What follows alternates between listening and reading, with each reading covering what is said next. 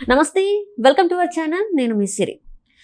జవహర్ రెడ్డి గారి పైన retired IAS ఆఫీసర్లు అయితే స్పందిస్తున్నారు. మొన్న చూసినట్టయితే ఒక ఐఏఎస్ ఆఫీసర్ స్పందిస్తే ఈ రోజు కూడా మళ్ళీ ఒక ఐఏఎస్ ఆఫీసర్ స్పందించడం జరిగింది.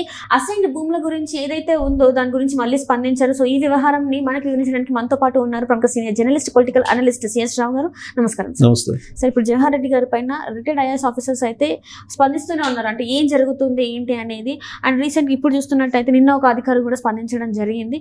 అసలు ఏం జరుగుతుంది అంటే ఏపీ సీఎస్ మీద ఎందుకు ఇన్ని ఫిర్యాదులు వస్తున్నాయి? అసలు ఇప్పుడు ఆంధ్రప్రదేశ్ ప్రభుత్వ చీఫ్ సెక్రటరీ అని అంటే ఎవరైనా సరే, అక్కడ జవహర్ రెడ్డి ఉన్నాయి, ఎక్స్ ఉన్నాయి, వై ఉన్నాయి, జెడ్ ఉన్నాయి, ఎవరున్నా సరే అది ఒక కీలకమైనటువంటి పోస్టు.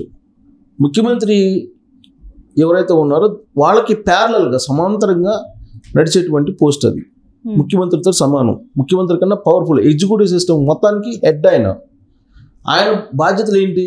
చట్టాన్ని కాపాడటం, చట్టాన్ని తయారు చేయటం ముఖ్యమంత్రి, మంత్రులు, ఎమ్మెల్యేలు వీళ్ళ పని. చట్టాన్ని తయారు చేసేటువంటి వాళ్ళు లెజిస్లేషన్ అయితే, కాపాడాల్సినటువంటి వాళ్ళు ఇంప్లిమెంట్ చేయాల్సినటువంటి వాళ్ళు ఎగ్జిక్యూటివ్స్ హెడ్ ఎవరు? చీఫ్ సెక్రటరీ ఎవరు? ఇప్పుడు జవహర్ రెడ్డి. ఈ జవహర్ రెడ్డే చట్టాన్ని ఇంప్లిమెంట్ చేయాలి. ఇప్పుడు ఏం చేస్తున్నాడు ఆయన? చట్టాన్ని ధిక్కరిస్తూ ఆయన భూముల రిజిస్ట్రేషన్కి పాల్పడ్డారనేది ఇప్పుడు ఆయన మీద ఉన్నటువంటి ప్రధానమైనటువంటి ఆరోపణ. చట్టాన్ని ధిక్కరించినటువంటి ఎవరైనా సరే, చీఫ్ సెక్రటరీ అయినా సరే, మామూలు పౌరుడైనా సరే శిక్షార్హుడు, ఖచ్చితంగా జైలుకు పోవాల్సిందే అనేది ఇప్పుడు రిటైర్డ్ ఐఏఎస్ అధికారి డాక్టర్ పివి రమేష్ చెప్తున్నటువంటి మాట. ఆయన ట్వీట్ చేశారు. పివి రమేష్ ఆయన సీనియర్ ఐఏఎస్, ఆయన ఆంధ్రప్రదేశ్ ప్రభుత్వంలో పనిచేశారు. ఆయన పనిచేసి రిటైర్ అయ్యారు. ఆయనకు అన్నీ తెలుసు. పైగా ఆయనకి ఈ ఏవైతే అసైన్ ల్యాండ్స్ ఉన్నాయో ఈ అసైన్ ల్యాండ్స్ గురించి కానీ, ఇనాం భూముల గురించి కానీ, దేవాదాయ భూముల గురించి కానీ, గ్రామ కంటాల గురించి కానీ, వీటన్నిటి గురించి పూర్తిగా అవగాహన ఉన్నటువంటి ఐఏఎస్ ఆఫీసర్ ఆయన ట్వీట్ చేశారు. చీఫ్ సెక్రటరీ జవహర్ రెడ్డి చట్టానికి విరుద్ధంగా జీవో నెంబర్ 596ని తీసుకొచ్చి పేదల భూములను లాక్కుంటున్నాడు, కాబట్టి ఆ జీవోను రద్దు చేసి ఆ రిజిస్ట్రేషన్స్ ఆపేయాలని చెప్పి ట్వీట్ చేశారు ఆయన. ఒక రిటైర్డ్ ఐఏఎస్లు ఆల్మోస్ట్ ఇప్పటికే చెప్పుకోదగ్గ నీతివంతమైనటువంటి విధులు నిర్వహించినటువంటి వాళ్ళు ఇద్దరు రెస్పాండ్ అయ్యారు ఇప్పటికీ. ఒకళ్ళు శర్మ గారు, రిటైర్డ్ ఐఏఎస్ వైజాగ్, ఆయన రెస్పాండ్ అయ్యారు. ఆయన రెస్పాండ్ అయ్యి ఏకంగా గవర్నర్కే లెటర్ రాసి లెటర్ కాదు, కంప్లైంట్ అది అసలు వాస్తవంగా. ఆయన సోన్సో ఆఫీసరు ఈ విధంగా కొన్ని వందల ఎకరాలని రిజిస్ట్రేషన్ చేయించుకుంటున్నాడు బినామీ పేర్ల మీద. వాళ్ళని జీవో 596 బేస్ చేసుకొని ఆ రిలాక్సేషన్ ఇచ్చారు. ఆ రిలాక్సేషన్ ఇచ్చి కొన్ని భూములు 22A కింద నుంచి తొలగించేసి ఆ భూములు రిజిస్ట్రేషన్ చేయించుకుంటున్నారు అని చెప్పి ఆయన గవర్నర్ కంప్లైంట్ చేశారు. గవర్నర్ కూడా పరిశీలిస్తున్నారు. నజీర్ గారు గవర్నర్ అక్కడ. సో ఆయన రిటైర్డ్ సుప్రీంకోర్టు జడ్జి, ఆయనకి తెలుసు, చట్టాలు తెలుసు, ఆయన పరిశీలిస్తూ ఉన్నారు. సో ఇంతమంది పరిశీలిస్తున్నప్పటికి కూడా జవహర్ రెడ్డి అడ్డగోలుగా బెనామీ పేర్లతోటి రిజిస్ట్రేషన్ చేయించేసుకుంటున్నాడు భూముల్ని, అసైన్డ్ భూముల్ని.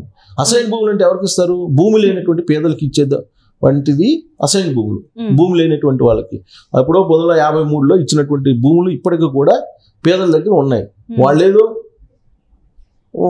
ఎకరం, అరెకరమో లేకపోతే 2 ఎకరాల్లో వాళ్ళు చేసుకుంటూ, కల్టివేట్ చేసుకుంటూ, వ్యవసాయం చేసుకుంటూ జీవనం సాగిస్తున్నారు. ఇప్పుడు వాళ్ళ దగ్గర నుంచి భూములు లాక్కోవటం, జగనన్న కాలనీలని పెట్టారు ఆ మధ్యకాలంలో. ఆ జగనన్న కాలనీలు పెట్టి ఏం చేశారు? ప్రభుత్వం దగ్గర భూములు లేవు, అసైన్ భూములు తీసేసుకుందాం అని చెప్పేసి ఈ జీవో తీసుకొచ్చారు.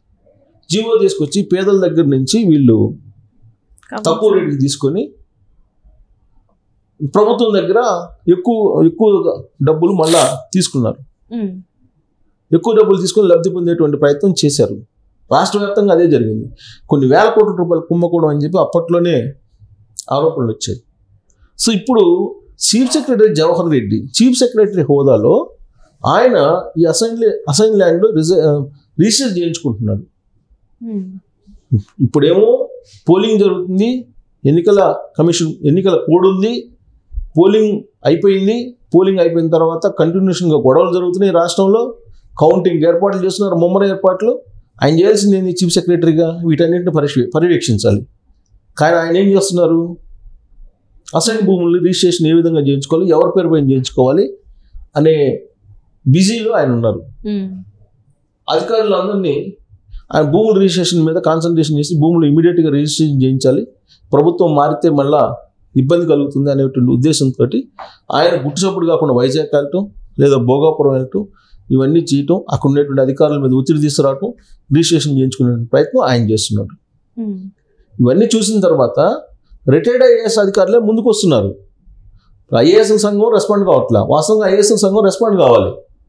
బాధ్యతాయుతంగా ఉంటే కనుక ఐఏఎస్ సంఘం, ఈ ఐఏఎస్ సంఘం ఇప్పుడు జవహర్ రెడ్డిని నిలదీస్తూ లెటర్ రాస్తూ, జవహర్ రెడ్డి ఈ విధంగా చేయడం కరెక్ట్ కాదు, చీఫ్ సెక్రటరీగా ఉంటూ చట్టాన్ని కాపాడాల్సినటువంటి, చట్టాన్ని ఇంప్లిమెంట్ చేయాల్సినటువంటి హోదాలో ఉంటూ ఆ చట్టాన్ని డీవియేషన్ చేస్తున్నారు, చట్టాన్ని ధిక్కరిస్తున్నారు అని చెప్పి ఐఏఎస్ సంఘమే జవహర్ రెడ్డి మీద లెటర్ రాయాలి. దానికి భిన్నంగా ఐఏఎస్ సంఘం కాముగా ఉండిపోయింది. ఇప్పుడు రిటైర్డ్ ఐఏఎస్ ముందుకు వస్తున్నారు. రిటైర్డ్ ఐఏఎస్ ముందుకు వచ్చి జవహర్ రెడ్డి చేస్తున్నటువంటి నిర్వాకాన్ని బయట పెడుతున్నారు. బయట పెట్టి లెటర్లు రాస్తున్నారు, ట్వీట్లు చేస్తున్నారు, ప్రజల్లో అవేర్నెస్ కల్పించేటువంటి ప్రయత్నం చేస్తున్నారు. ఇంకొంతమంది అయితే ఇంకా ఇప్పటికి ఇంకా చాలా అని చెప్పేసి కొంతమంది ఐఏఎస్ ఆఫీసర్లు పక్కకు కూడా తప్పుకుంటున్నట్టు కూడా మనకు వార్తలు వస్తుంది. కొంతమంది ఆల్రెడీ ఇప్పుడు ఈ ప్రభుత్వం ఇప్పుడు చీఫ్ సెక్రటరీకి ఉన్నాడు, ఆయన ఒత్తిడి తీసుకొస్తున్నారు భూములు రిజిస్ట్రేషన్ చేయమని. దాన్ని సహకరించినటువంటి వాళ్ళు రేపు బాధ్యులుగా నుంచోవాలి కదా, కాబట్టి వాళ్ళు వెళ్ళిపోతున్నారు. ఐఏఎస్లు తప్పించుకొని, ఐఏఎస్లు ఐపీఎస్లు తప్పించుకొని వెళ్ళిపోతున్నారు.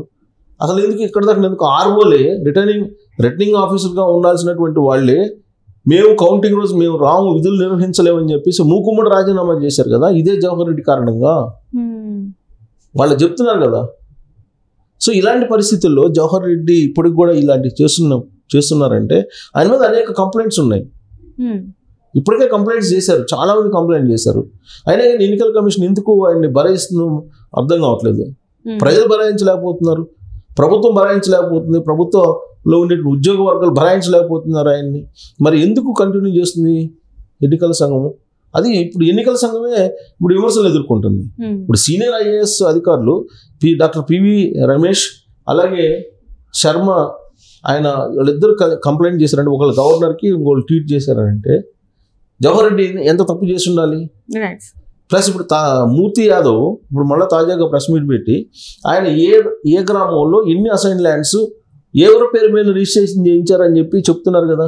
తన దగ్గర ఆధారాలు ఉన్నాయి, రమ్మని చెప్తున్నాడు. చీఫ్ సెక్రటరీ సవాల్ చేస్తున్నాడు జనసేన పార్టీకి సంబంధించిన లీడరు. మరి ఇన్ని ఆధారాలు చూపిస్తుంటే ఆయన అసలు పట్టినట్టు ఉన్నాడు. చట్టాన్ని ఇంప్లిమెంట్ చేయాల్సినటువంటి పెద్దగా ఉన్నటువంటి జవహర్ రెడ్డి ఆ విధంగా వ్యవహరిస్తున్నారంటే ఇంతకన్నా దిగజారుడుతనం ఇంకోటి ఉండదు.